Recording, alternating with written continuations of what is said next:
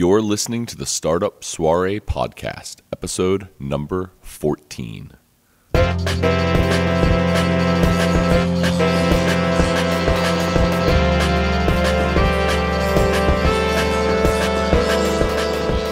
Ladies and gentlemen, welcome to another episode of the Startup Soirée podcast. Today's guest is Dana Sicko from Gundello Juice and Nutricious.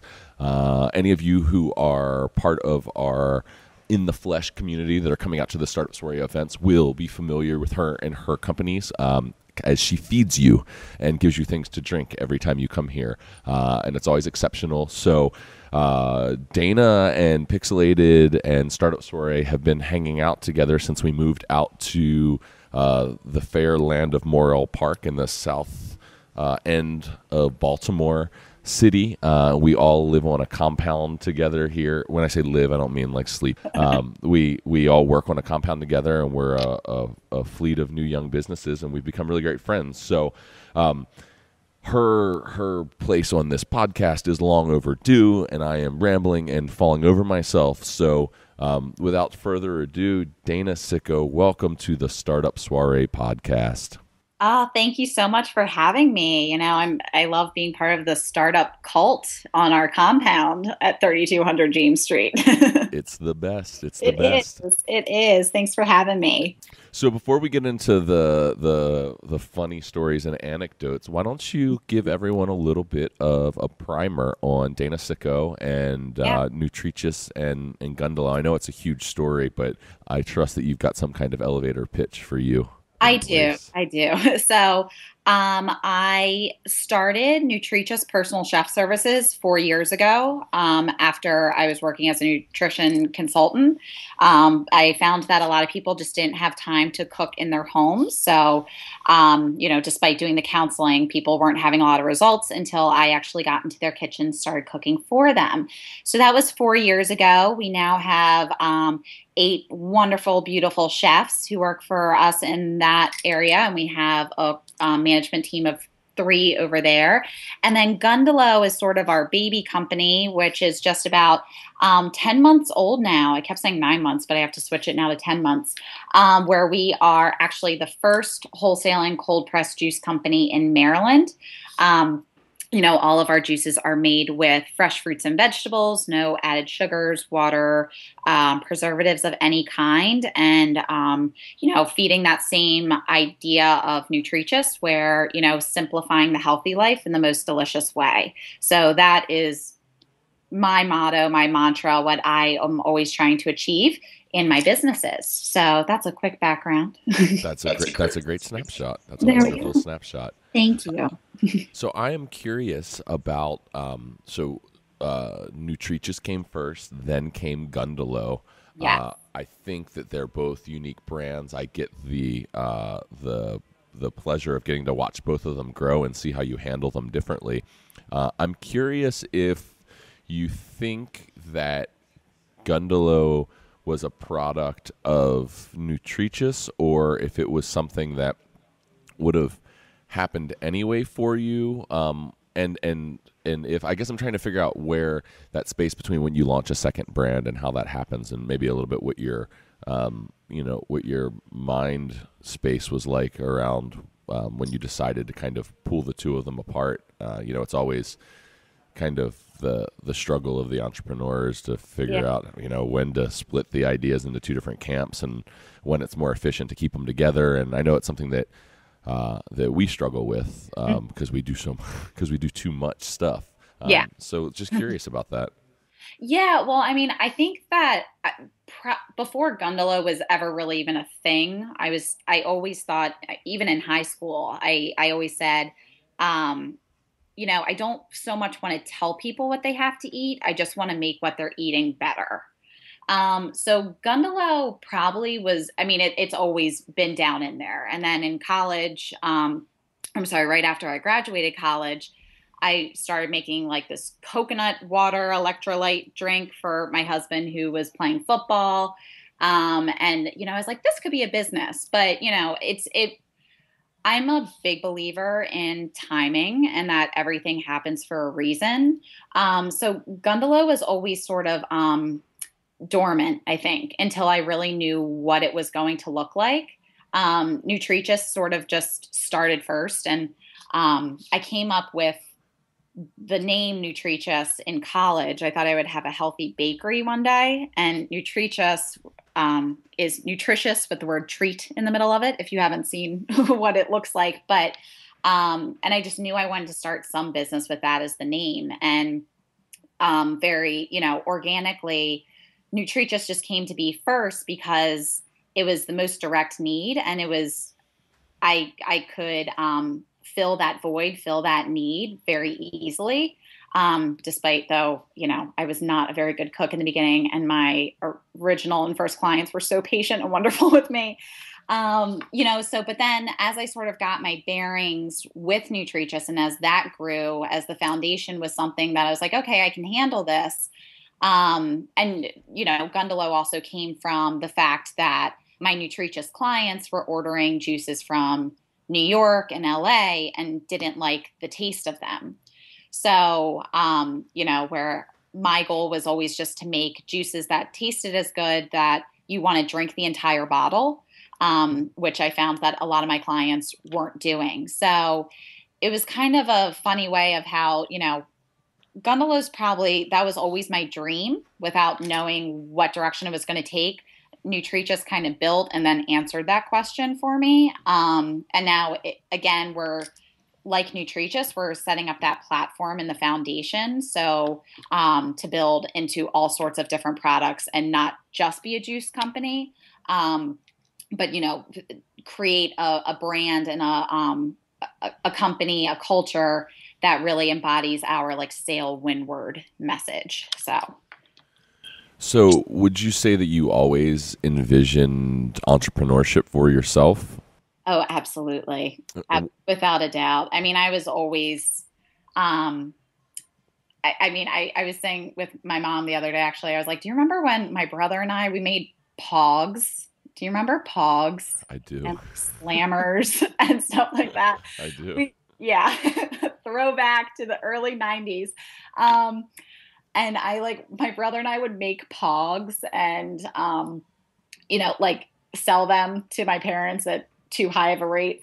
And then, and my friend, I remember whenever she would come over and spend the night, we would make C&D's cafe in the morning. I would cook breakfast in the morning, and I was 10 years old. And I think also my father is a small business owner, and my mom and I also started a women's accessory business in high school. So it was never an odd thing to me to be surrounded by having a 9-to-5 job. That was very odd to me. It was just so the entrepreneur, the small business mentality and lifestyle, I just always took to. And it was just, I think it was just sort of ingrained. I mean, how many 4-year-olds are making Pogs and oh, I should sell this. No, yeah, I would say that you've been led. You've been led in some regard along to your future. I mean, my parents have been super supportive so many, in so many ways along the way too. When right out of college, I'm like, I want to start my own business, an incredible company in Baltimore offered me a job, but I was like, no, I think I should do my own. And they were like, go for it. And, a lot of my friends' parents were like, no, you can't do that. You can't join that. You need to have benefits. You need to do this. You need to do that. And I just had a wonderful support system of, go for it. This is the time to just see if it happens and make it happen. So sure. Yeah, definitely. Yeah. That's great. What an incredible thing to have in your corner when you're trying to step out and do something. Yeah. The support that we get from the people that we surround ourselves with is probably the most important thing that you can do to set yourself up for success on a daily basis. Absolutely. Oh my God. I mean, it gets me into and I think about where we are now, that was where I started, and that support system. In addition to that, I mean, my teams are just on both companies, and that's, some women work for both, but there are people who work for each one, and they're all just incredible. and inspire me every single day. And like, surrounding myself with people like you and the people at Startup Soirée. I mean, it's just the coolest support system. It's so cool. Sorry, I digress, but I'm just a big fan of hardworking and inspiring people. So I just try to surround myself with as many as possible. Yeah. So define hard work for us then. Hard work. Um, I have to take a minute and like think about hard work is just giving your all and just always doing your best. I think hard work is challenging things that have maybe always been done a different way. It's thinking differently. It's, working together as a team, I think is one of like a huge part of hard work. And always being able to see the future of like where you're going with things, not, if you're making the same juice in our example over and over and over, it's not that it's a repeated exercise to stay where we are. It's to get into that next account, to grow into that next level of business. And that's what I think hard work, really is just being okay with putting in and putting the hours in now to get where you're going, because you can always see where you're headed. So I know that you and your team at Gundello focus pretty intently on keeping your flavors up to date. I feel like so far, I guess we've known you for three seasons, and I know that you're hauling ass and you're bottling and your process and your business forward. And maybe it hasn't been an entire 3 seasons since you've had a full, fleshed out product line, but I know that there's at least been 2 that you kind of really realized what your flavors were, and you had the fall, and then you transitioned into the winter, and I know that you're preparing for the spring. What's a little bit of the idea behind that? I mean, I know kind of the rough idea, which is to keep things fresh and new, but just in terms of how it aligns with your philosophy. And I'm also curious if there are any flavors that stay constant, and if you've had any haters that have been bitching at you for getting rid of their favorite flavors last fall for something new over the course of the winter. Well, it's I feel like if they're bitching for that reason, that's like the best reason there is. Like, I just love that someone loved a product that much. Sure. There are always going to be haters of certain things. I'm finding that people just love to come up to our table to be like, oh, I hate this before they even try it. I'm like, that's cool. That's fine. I have a much tougher skin than I did at 21 when I started out. Yeah, I mean, Gundello, first and foremost, we focus on flavor. And so I'm always inspired, and this is where kind of Nutricious ties in so much too. I want them to have a culinary flair to them, and think of that first with flavor rather than health. I know if we're using the best quality ingredients and we're not adding anything in there or any crap, then we are making a healthy product. So that's part of it too. So, I mean, some of our, spoiler alert here, some of the flavors we have coming up for this spring, like we have a strawberry, pineapple, and basil. Where we just kind of want to like change things up a little bit. Maybe basil, a lot of people might think, oh, that's interesting. Currently we have one that's our Sailor Sunrise, which is cucumber, ginger, lime, pineapple, and jalapeno. And I kind of always want people to be like, oh, that's interesting. But when I was making an Asian dish one time, I was using all those ingredients, and I just thought, this would be interesting to see what all of this would taste like in a juice. So that's where, some of those flavor combinations come from.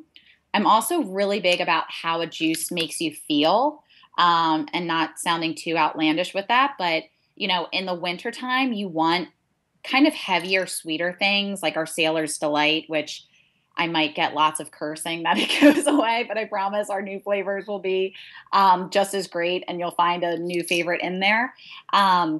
and it's just going on hiatus until next winter. But, you know, orange is heavier. You want that in the winter. You don't want that so much in the summer. You want more of watermelon, which we have watermelon, lime, and mint coming out. We have one with honeydew. We're going to do a cucumber lemon water. So things that keep you feeling light and energetic. You know, we want to be able to cater to that. But when you kind of, the winter, you want something that's a little bit heavier, a little bit stronger, a little bit richer. That's when we have like those really sweet, wonderful flavors. So, did I get everything? Like inspiration, why I change the flavors and everything like that? Absolutely. I think I went on some tangents. Sorry. No, absolutely. And I think what I would love to add to that is just that. So I like cold pressed juice a lot, and I've been drinking it for at least a little while now. And I definitely started out really loving green juice, and that was kind of how I thought about cold pressed juice, and I was a little bit of a purist in that regard. But I love that. I don't know all the names as well as I probably should, but I really love the grapefruit one that you've done over the winter. And and what I think what is cool about it, and is cool about limiting access to your flavors, is one, you're going to create people that are really passionate about them, and their food cravings. They're not just like cravings like I really loved that sticker, or like that sweater was great. Like they're, food cravings are very emotionally ballasted. They're very much tied down to the core of a person. So when you talk about creating people that are huge ambassadors for your brand and are just pining for it, I love that idea of restricting their access to it, so that way not just to restrict their access to it, but so that they appreciate it so much more when it comes back, and they're waiting for it and they're looking forward to it, the same way that people appreciate seasonal beers or anything that's seasonal in that regard. But two, you also are you've gotten someone's faith at that point. So when they try something new and then they end up liking it, you're helping to expand their palate, and you're educating their food intelligence, if you will. And I think that's really interesting, because you end up helping people find things that they liked that they didn't realize that they liked so much. And then the other portion of it is that the part that's kind of predicated on what your body needs when it needs it. The idea of eating locally isn't really just about eating locally in terms of the sustainability of the agriculture, but it also has a lot to do with the seasonal and the regional ways that that local foods will kind of influence your health. It's why the honey that you put in your body should be honey that's produced from the city or the community that you live within, because it's going to be representative of the plants and the pollens and the things that are there, and it's going to help your immune system be more healthy within the environment that you actually live. And I think that there's something to be said for, I think a lot of people want to know more about their food, and they want to know more about how and why and when and what's good about it. But it can be overwhelming. So as you gain fans, you also are being given this subtle way that you can help educate people about what they're putting in their bodies and why it's good for them and when it's good for them. And I think that's a pretty special side note to what you're doing. And I would assume, I know how smart you are, so I'm sure that you're aware of that point of view for sure. But it must feel really gratifying in regards to kind of where you came from with Nutricious and wanting to create a company to really help people live more healthfully, and then to kind of create the second brand that is doing so exceptionally well and is accomplishing that goal without it having necessarily be the primary flag that you're flying. Yeah, well, I really appreciate all of that, and it's so funny, because I always say to people, especially, because there are juice purists out there, and where maybe our juice isn't as pure for them, and I think that is totally fine, and because I do, like, my whole goal is just to get people to really trust that healthy food can really taste great. And that really is like our undertone. I find that if you shove health and wellness in people's face too much, they feel even in like a product perspective, they feel judged. Um, before even like buying it. Like, why should your juice kind of judge you? Like, if it's like, oh, I wasn't eating all this before, I guess I should have been. Like, I want to really simplify that for people and just be like, it's okay. Like, you got to start somewhere. And if one day you progress past my juices and you're making your own, because that's the only way they should, like, you think they should be done, go for it. But I'm happy to like, I'll be your gateway juice. Like, I'm happy to do that. And just to get, it's cool to see people start with, they love the sweetest juice we have, but then they end up on the other end of the spectrum. Yeah. The least sweet, where they never thought they'd drink something green. And that to me is, the nutrition nerd in me. Yeah. It's like, that is major success right there. I feel like anytime you can appreciate the flavor of jalapeno in something as outlandish as like a sweet juice says something. But for me, that's where it's all out. Like I really love that the complexity of kind of the flavors and kind of how how grown up a drink it can be. Because I definitely aged out of kind of traditional juices a really long time ago. Like my taste just changed, and they don't really appeal to me very much. So yeah, it's cool. It's an exciting thing. Thanks. I don't want to spend all of our time, because we've almost blown all of our time on the front end, and I definitely want to get a little bit of insight. Dana, I have a feeling that you will probably be more of a regular podcast guest for us, because you play such a huge role I talk in our lives. But I want to ask some like personal day-to-day, Dana Sicko, CEO, hustling. What is your kind of point of view? So here's question number one. Do you have any traditions, practices, things you do every single day that you really think are critical to your daily success? Any routines? Yeah. I listen to a lot of music. Music can just totally change my mood. And something that I wish I was doing daily right now, but I sprained my ankle, unfortunately. I love running, and it's my way of kind of meditating. And I love in particular running to this spot on Fort McHenry and just looking out at the Key Bridge.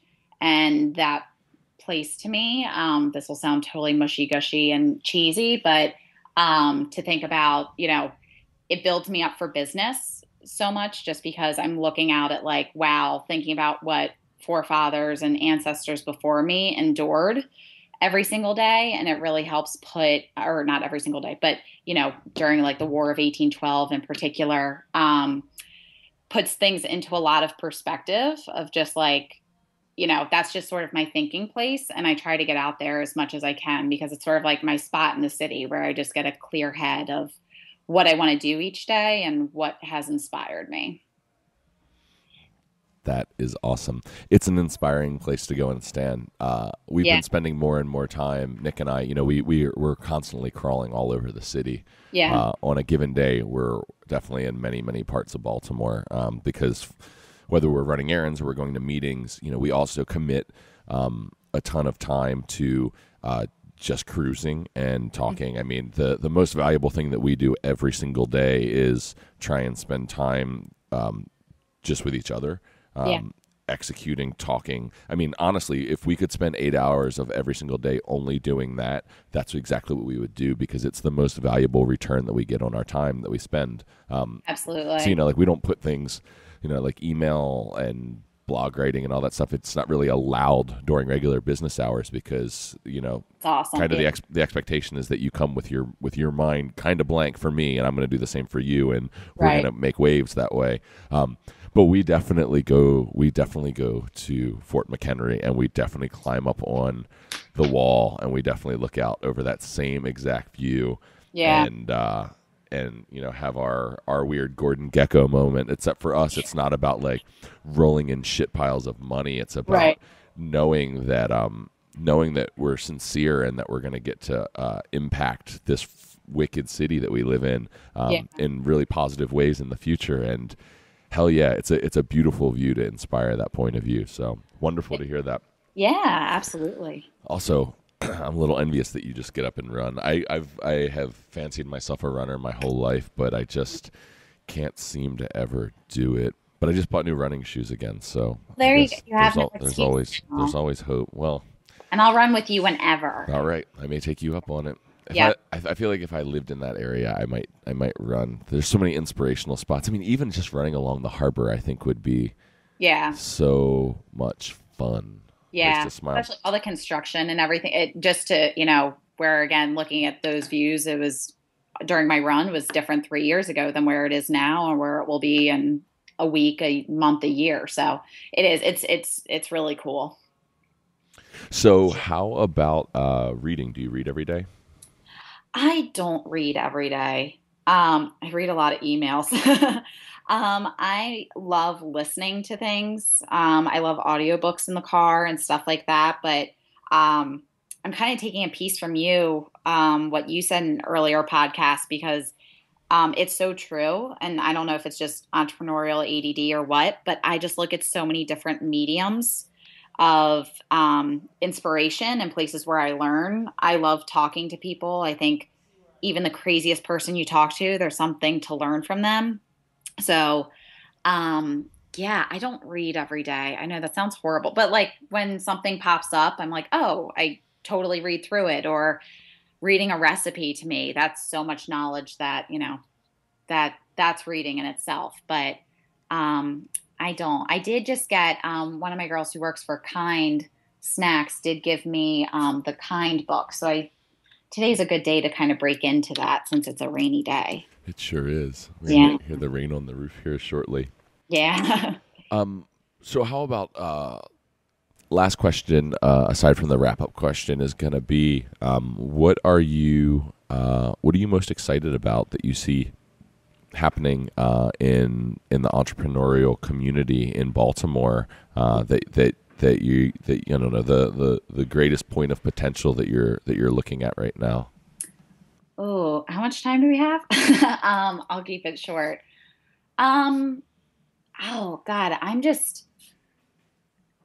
think one of the coolest thing is that like I'm very visual. I'm very vision sensed. And the cool thing is that it's like I can only see parts of the vision of what the entrepreneurial spirit in Baltimore is growing into, which to me just means it's so limitless. Like I can't even wrap my head around what it's going to be, and just where, you know, knowing some incredible entrepreneurs in the city, the inspiration just every day, and people not being as afraid to take that leap. And, Baltimore is just such a supportive community, to start startups, start your own business that, I just see it as totally limitless. And, when I think on Baltimore too, why it's so perfect is that,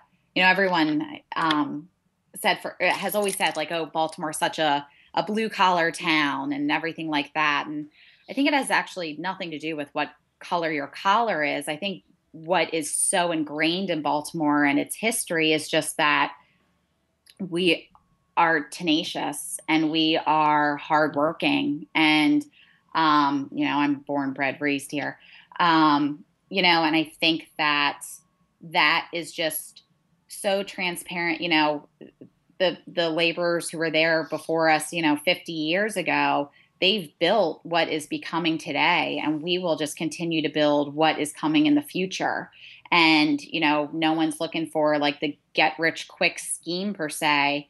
I don't feel like in the community here in the startup community, it's like, that's fine. We'll pay the dues, but we're going to leave a legacy in the end. We're not going to be a blip. Right. And that's just what you're really hitting one of my passion points there. So Awesome. yeah. You nailed it. That's great. Thanks. Well, that brings us to the end of our time. Before we go, I want you to just let everyone that's listening know kind of the best places to reach you. We'll definitely link to it all in the show notes. So, guys, you can go to the Startup Soirée website and hit the podcast tab, and you'll find all of our episodes, and each one comes enclosed with a bunch of links. But I want Dana just to tell us real quickly kind of who she wants to talk to right now and the best places to reach her, and then we will wrap up. Yes. Best places to reach me. You can, our website, www.gundellojuice.com, as well as Nutricious, which is www.nutricious.com. You can email me right through there, but also I'm on Twitter with both businesses, as well as DM Sicko, and, love getting a glass of wine, cup of coffee, talking, listening, and learning. So I'm pretty accessible. That's awesome. Well, Dana, on behalf of the entire Startup Soirée community, I just want to thank you for being our guest today and sharing a little bit of your story. We'll definitely want to get you back on soon because there are so many cool little chunks of information. Next time, I think we're just going to talk exclusively about you implementing your manufacturing process for Gundello, because I think that you have an absolutely absurd volume of information that a lot of people would love to hear about, whether it's learning about pasteurization or bottling or dealing with the regulators of our government that tell us how to sell food. But at any rate, I just want to thank you so much for being a guest today, and I look forward to seeing you around 3200 sometime, probably in the next hour. Yes, might be in 2 hours, but I'll be there. So thanks so much, Patrick. I really appreciate it. Love being a part of everything you guys are doing. So thank you. Thank you, Dana. Have a great day. You too. All right.